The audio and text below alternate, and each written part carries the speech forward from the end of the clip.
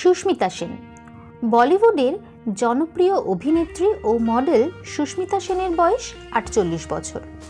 এখনও তিনি বিয়ে করেননি। বারবার প্রেমে পড়েছেন তিনি, সম্পর্ক নিয়ে বরাবরই অকপট। কিন্তু বিয়ের কথা উঠলেই তার মাথায় আসে নানা ভাবনা। সম্প্রতি এক সাক্ষাৎকারে প্রাক্তন সম্পর্ক ও বিয়ে নিয়ে মুখ খুললেন অভিনেত্রী।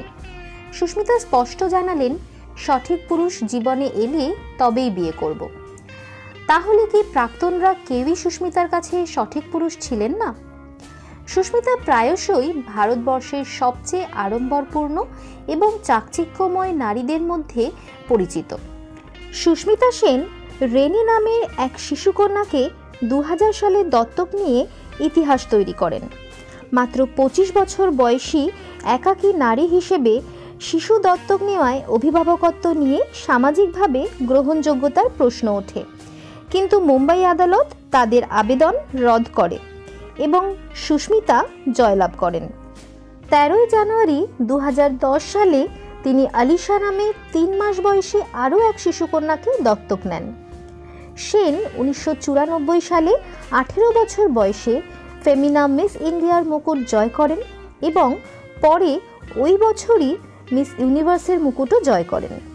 তিনি প্রথম বাঙালি তথা প্রথম ভারতীয় হিসেবে মিস ইউনিভার্সের মুকুট লাভ করেন। মূলত হিন্দি সিনেমায় কাজের জন্য পরিচিতি লাভ করলেও তিনি তামিল ও বাংলা ভাষার সিনেমাতেও অভিনয় করেছেন। সিনেমায় তার কাজের জন্য তিনি ২টি ফিল্মফেয়ার অ্যাওয়ার্ড সহ একাধিক পুরস্কার অর্জন করেছেন। ১৯৯৬ সালে দস্তক সিনেমা থেকে বলিউডে পা রাখেন সুস্মিতা। প্রথম সিনেমা বক্স অফিসে একেবারে ফ্লপ, তবে রূপলী পর্দায় সুস্মিতার রূপের ঝলকানি নজর কাড়ে দর্শকদের। তারপর বেশ কয়েকটি ছবিতে অভিনয় করলেও সেভাবে বলিউডের মাটি শক্ত করতে পারেননি সুস্মিতা। সেই সময় সুস্মিতার সঙ্গে নাম জড়ায় অভিনেতা রণদীপ হুড্ডার।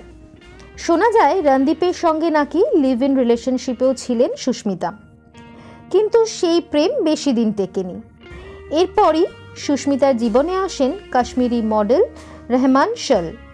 বেশ কয়েক বছর রেহমানের সঙ্গে প্রেম। ২ বছর আগে হঠাৎই রটে যায় ললিত মোদির সঙ্গে নাকি বিয়ে সেরে ফেলেছেন সুস্মিতা। এমনকি ভাইরাল হয় ললিতের সঙ্গে তার বেশ কয়েকটি অন্তরঙ্গ ছবিও। তবে সুস্মিতা এই খবরকে একেবারে নস্যাৎ করে দেন।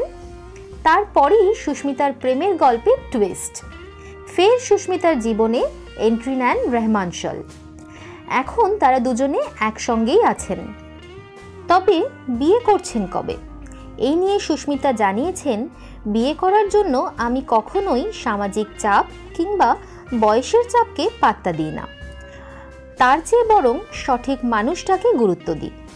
যেদিন এমন কোনো পুরুষ মানুষ জীবনে আসবে যাকে দেখে মনে হবে হ্যাঁ একেই বিয়ে করা যায়, তখন করব। তার আগে এই বেশ ভালো আছি। প্রাক্তন প্রেমিকদের সম্পর্কে বলতে গিয়ে সুস্মিতা জানান, প্রাক্তনদের সঙ্গে বন্ধুত্ব রাখাটা একটু কঠিন, তবে যদি ব্রেকআপে তিক্ততা না থাকে বন্ধুত্ব রাখাই যায়। আমার অভিজ্ঞতা অন্তত সেটাই বলে। সুস্মিতা সেন কবে এবং কাকে বিয়ে করছেন এটা সম্পূর্ণই তার ব্যক্তিগত ব্যাপার।